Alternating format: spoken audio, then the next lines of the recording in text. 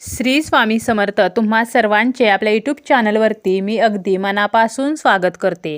तुमच्या मनातील सर्व चांगल्या इच्छा स्वामी महाराज पूर्ण करोत हीच स्वामींच्या चरणी प्रार्थना करते आणि आजच्या व्हिडिओला सुरुवात करते। आजच्या व्हिडिओमध्ये आपण पाहणार आहोत ते म्हणजे आषाढी एकादशी ही कधी आहे, आषाढी एकादशीचे महत्त्व काय, या दिवशी कोणता मंत्र म्हणावा, नैवेद्य काय असावा, या दिवशी कोणते पदार्थ खाऊ नयेत, तसेच आषाढी एकादशीच्या दिवशी आपण काय करावे आणि काय करू नये।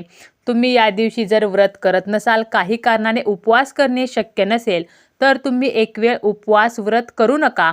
परंतु काही चुका आहेत ज्या तुम्ही आषाढी एकादशीच्या दिवशी चुकूनही करू नका, नाहीतर आपल्याला याचे परिणाम जे आहेत तर ते मात्र भोगावे लागत असतात। याबद्दलची संपूर्ण माहिती आपण या व्हिडिओमध्ये पाहणार आहोत। व्हिडिओला सुरुवात करणे अगोदर तुम्ही जर चॅनलवरती नवीन असाल, पहिल्यांदाच माझे व्हिडिओ पाहत असाल तर चॅनलला सबस्क्राईब करा। व्हिडिओ जर तुम्हाला माहितीपूर्ण वाटला, व्हिडिओ आवडला तर व्हिडिओला सुद्धा एक लाईक नक्की करा। आषाढी एकादशी म्हटले की लक्षात येते ती म्हणजे पंढरपूरची वारी। वैकुंठ भुवनाच्या आधीपासून पंढरपूर अस्तित्वात आले। पृथ्वीवरील सर्वात पुरातन तीर्थक्षेत्र म्हणून पंढरपूरचा उल्लेख केला जातो। पृथ्वीवरती केवळ 2 तीर्थक्षेत्रे ही नाश न पावणारे आहेत, एक म्हणजे काशी आणि दुसरे आहे ते म्हणजे पंढरपूर। या क्षेत्रांचा अविनाशी तत्व असा महिमा भगवान शंकर आणि विष्णू यांनी आपल्या अखंड वास्तव्याने कथन केला आहे। वारी करत करत वारकरी दरवर्षी पायी पंढरपूरला विठ्ठलाच्या दर्शनासाठी जातात। पंढरीचा विठ्ठल म्हणजे वारकऱ्यांचा जणू श्वासच आहे।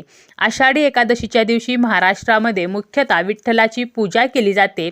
पांडुरंगाच्या ठाई विष्णू व शिव या दोन्ही देवतांचे ऐक्य असल्याने या दिवशी दोन्ही देवांचे भक्त उपवास करतात, एकादशीचे व्रत करतात। विठ्ठल दर्शनाने पायवारीची समाप्ती झाल्याने वारकरी मंडळींना जीवाचा जिवलग भेटावा तर असे समाधान मिळत असते। इतर एकादशीला आपण श्रीहरी विष्णूंची पूजा करतो, परंतु आषाढी एकादशीला प्रामुख्याने आपण विठ्ठलाची पूजा करत असतो। तर ही आषाढी एकादशी जी आहे तर ती कधी आहे? प्रत्येक महिन्याच्या शुक्ल व कृष्ण पक्षातील 11वी तिथी म्हणजे ही एकादशी असते आणि अशा प्रकारे वर्षभरामध्ये 24 एकादशी येत असतात। परंतु या सर्व एकादशींपैकी आषाढी एकादशी जी आहे तर ती अत्यंत खास आणि सर्वात मोठी एकादशी मानली जाते। हिंदू पंचांगानुसार आषाढ महिन्यातील शुक्ल पक्षाच्या एकादशीची तिथी ही 16 जुलैला संध्याकाळी 8:33 सुरू होईल आणि 17 जुलैला रात्री 9:02 संपेल। 17 जुलैला देवशयनी एकादशी जी आहे तर ती असणार आहे आणि या दिवशीच आपल्याला व्रत उपवास जो आहे तर तो करायचा आहे। या दिवशी आपण विठ्ठलांची विधिवत पूजा करायची आहे। जर आपल्याकडे विठ्ठलाची मूर्ती नसेल, विठ्ठलाचा फोटो नसेल, तर तुम्ही श्रीकृष्णांची सुद्धा पूजा करू शकता। प्रत्येकाच्या देवघरामध्ये बाळकृष्णांची मूर्ती असतेच, त्यामुळे बाळकृष्णाची पूजा जरी केली तरी चालेल किंवा तुम्ही श्री विष्णूंची पूजा सुद्धा करू शकता, श्रीरामांची सुद्धा पूजा करू शकता।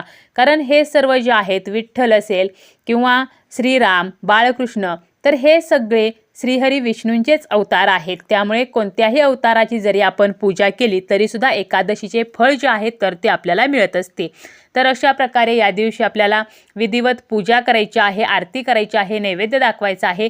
आवर्जून तुम्ही पिवळ्या रंगाचं वस्त्र या दिवशी परिधान करा। तसेच तुम्ही श्रीहरी विष्णूंची मूर्ती जर असेल किंवा बाळकृष्णांची मूर्ती असेल आणि तुमच्याकडे जर पिवळ्या रंगाचं वस्त्र असेल तर या मूर्तीला पिवळ्या रंगाचं वस्त्र या दिवशी आवर्जून घाला। नैवेद्यामध्ये तुम्ही पिवळ्या रंगाच्या पदार्थांचा आवर्जून वापर आपल्याला करायचा आहे। यासोबतच तुम्ही या दिवशी पिवळ्या रंगाची फुले जी आहेत, जी श्रीहरी विष्णूंना अतिशय प्रिय आहेत, तर पिवळ्या रंगाची फुले सुद्धा तुम्ही बाळकृष्णांना, विठ्ठलांना, श्रीहरी विष्णूंना अर्पण करू शकता। आवर्जून या दिवशी तुळशीपत्र अर्पण करा। नैवेद्यावरती तुळशीपत्र हे असायलाच हवे। त्याप्रमाणेच तुम्ही तुमच्या इच्छा ज्या आहेत तर त्या पूर्ण होण्यासाठी सुद्धा श्रीहरी विष्णूंना 1000 तुळशीची पाने या दिवशी नक्की अर्पण करू शकता किंवा कमीत कमी 1 पान जे आहे तर ते सुद्धा अर्पण करू शकता। याचा सुद्धा इन डिटेल व्हिडिओ आपल्या चॅनलवरती आहे की हे पान आपण कशा प्रकारे आपल्या इच्छा पूर्ण होण्यासाठी श्रीहरी विष्णूंना अर्पण करायचं आहे। तसेच या दिवशी आपल्याला काही नियमांचं पालन सुद्धा करायचं आहे। आता या दिवशी नैवेद्य काय दाखवावा, तर तुम्ही या दिवशी नैवेद्यामध्ये काहीही ठेवू शकता, जसं की तुम्ही फळे ठेवू शकता, ड्रायफ्रूट्स ठेवू शकता किंवा एखादी पिवळी मिठाई, पिवळा गोडाचा पदार्थ सुद्धा तुम्ही या दिवशी नैवेद्यामध्ये ठेवू शकता। त्याप्रमाणेच तुम्ही नैवेद्यामध्ये काही जरी जमले नाही तरी खडी साखर किंवा साखरसुद्धा ठेवू शकता, गूळ खोबरे ठेवू शकता. तर असं तुम्हाला जे जमेल, जे शक्य आहे तर असा नैवेद्य ठेवू शकता. परंतु लक्षात घ्या, आपण जो काही नैवेद्य ठेवणार आहोत तर या नैवेद्यामध्ये कांदा लसणाचा वापर नसावा याची आपल्याला काळजी घ्यायची आहे. त्याप्रमाणेच या नैवेद्यामध्ये आपल्याला मोहरीच्या तेलाचा वापर करायचा नाही. तुम्हाला यासाठी जर तुम्ही घरामध्ये नैवेद्य बनवणार असाल तर तुम्हाला त्यामध्ये तुपाचा वापर करायचा आहे. त्याप्रमाणेच या दिवशी मंत्र कोणता म्हणावा तर ओम नमो भगवते वासुदेवाय. तर या मंत्राचा जास्तीत जास्त तुम्ही जप करा. या दिवशी तुम्ही विष्णू सहस्रनामाचं पठण करू शकता. आणि जर काहीच जमलं नाही तर दिवसभरामध्ये जेव्हा जेव्हा वेळ मिळेल किंवा काम करताना रामकृष्ण हरी रामकृष्ण हरी तर हा जो नामजप आहे तर तो तुम्ही नक्की करा. कारण एकादशीचं व्रत जे आहे तर यामध्ये नामजप करण्याला अनन्यसाधारण महत्त्व आहे. आणि ज्या व्यक्तीला एकादशीचे व्रत घडते तर ती जी व्यक्ती आहे तर त्याला मोक्ष प्राप्त होत असतो. ती व्यक्ती जी आहे तर तिला विष्णुलोक प्राप्त होत असतो असे सुद्धा म्हटले जाते. त्यामुळे जेवढं जमेल तेवढं या दिवशी सात्विक राहायचं आहे आणि आपल्याला विष्णूंचं नामस्मरण जे आहे तर ते जास्तीत जास्त करायचं आहे. आता या दिवशी आपण कोणते पदार्थ खाऊ नयेत तर प्रामुख्याने या दिवशी तांदूळ हा खाल्ला जात नाही. तांदळाचा भात असेल, तांदळापासून बनलेले जे पदार्थ आहेत तर ते खाऊ नयेत. आता जर ज्यांचा उपवास आहे तर ते उपवासाचे पदार्थ खातील. परंतु ज्यांचा उपवास नाही, जे उपवास करत नाहीत, काही कारणाने उपवास करणे शक्य होत नाही तर त्यांनी सात्विक आहार घ्यायचा आहे. तांदळाचा भात किंवा तांदळाचे पदार्थ खाऊ नयेत. तसेच मसालेदार तळलेले पदार्थ खाऊ नयेत.